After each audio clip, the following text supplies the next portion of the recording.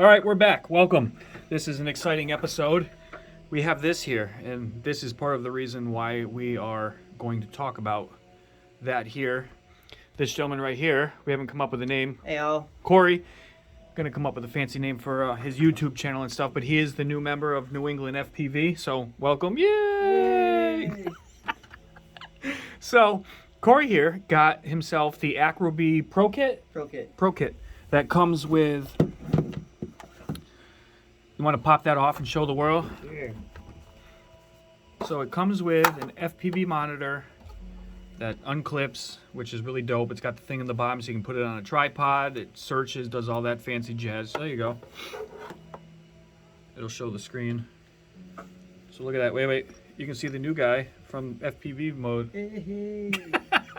Here, unplug that so we don't kill the battery. So it's a pretty neat setup, and it comes very highly recommended. That is a big fan of mine and the other guys. Where's the other piece of the kit? The kit actually comes with this deal where the quad sits in and actually sits inside the goggles, which is pretty badass. It holds all the batteries and all that jazz, and then kind of compacts. And where's your case? Oh, it's over there. You don't have to move it. That case, so it fits all in there. But we want to talk about the pros, the cons, and stuff like that of people that are trying to get into this, because there's a lot of people that ask us a lot of questions of what to do, what not to do. For being old dudes, we definitely agree that the Fresnel lens needs to be stronger. Agreed? Yes.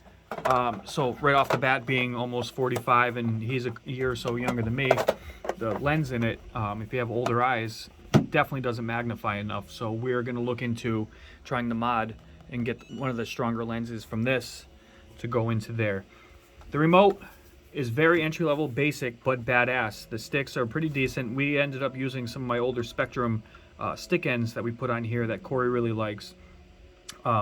So the idea of the video started from, he just downloaded Uncharted. I've said that 15 fucking times today. Uncrashed. And because he's got a killer laptop where mine isn't going to handle that. But he downloaded the Tiny Sim and he could not get this remote to connect. You supposedly hold down this trim button and it goes into a simulator mode, and it wasn't recognizing. So we were farting around with it and trying to get it, and it didn't. So Corey over here was pushing a whole bunch of buttons. All the buttons at once. And he was holding, and it was making certain clicking noises. And then we're like, let's take a break and go fly. And sure as shit, it didn't fly. It wasn't arming. And so what I did with the little smarts that I have is I plugged my phone into the SpeedyBee app into the quad, and I was checking out what movements. What he ended up doing by accident, because there's no information really on the remote, is he reversed a bunch of the channels. So this may help or hurt based on if somebody uses this remote. So if you use this remote, which protocol is this? FR or FlySky? I believe it's FlySky. If you're flying FlySky and want to use this remote, there is a binding process so you can get this remote to bind to a quad, but there's a hidden button. If you hold this down, it goes into a blue light and it actually allows you to reverse the channel. So if you're in blue light and you click it this way, it'll either make it normal or go reverse, and that's ended up what happening. So when I went into I think it's the controllers tab in SpeedyBee, I had him moving the sticks and they were going in reverse, and he did it in throttle also. So throttle was completely reversed, and that's why it wasn't arming. So I went, I reset everything, and then reset the switches in Betaflight SpeedyBee. So everything armed properly and stuff. So he got it up and you flew it. It seems good. Seems good now. Yeah. So I think this is a lifesaver or a curse. You get panicked, don't start pushing buttons because it's a no-no. Yep. Don't do it. Just don't do it. I mean, push your wife's buttons, but don't push this button. You're better off. But it's a great kit. Right out the box, knowing that I like tuning quads a little bit different. Corey had said that it felt kind of swayish, and how long would you say you were able to keep it in the air compared to where it's at now? The first day. We're talking like fresh out the box FPV, so about 30 seconds. Which is, there's a bad man joke there, but Yeah. But yeah, typical, where it was very hard to struggle and kind of over responsive, especially for an entry level flyer. I flew it and I agreed that it was definitely too twitchy in the sticks because you don't have the same resolution that you have in a lot of the other controllers.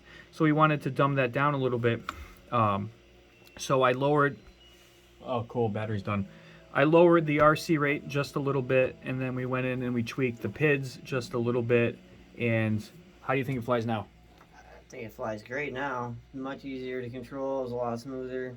Right, and even in acro, like it's not twitchy. You just it feels locked in as hell. Yeah, no, it was like a sporadic, like, felt like flying the flight of the bumblebee.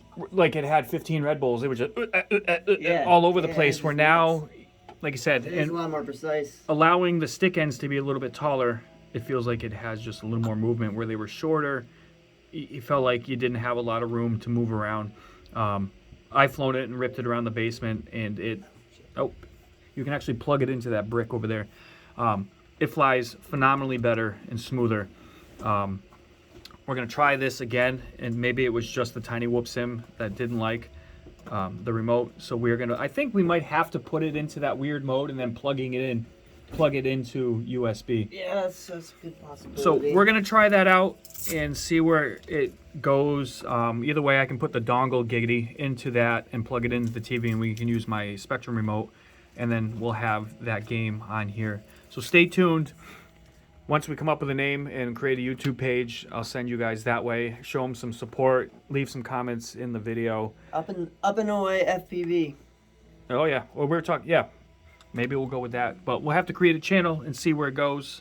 And I got to get him an editor and all that fun stuff. But he's flying. He's got his first whoop, and the rest of the guys are definitely gonna enjoy hanging out with him. He is part of the crew, so stay tuned.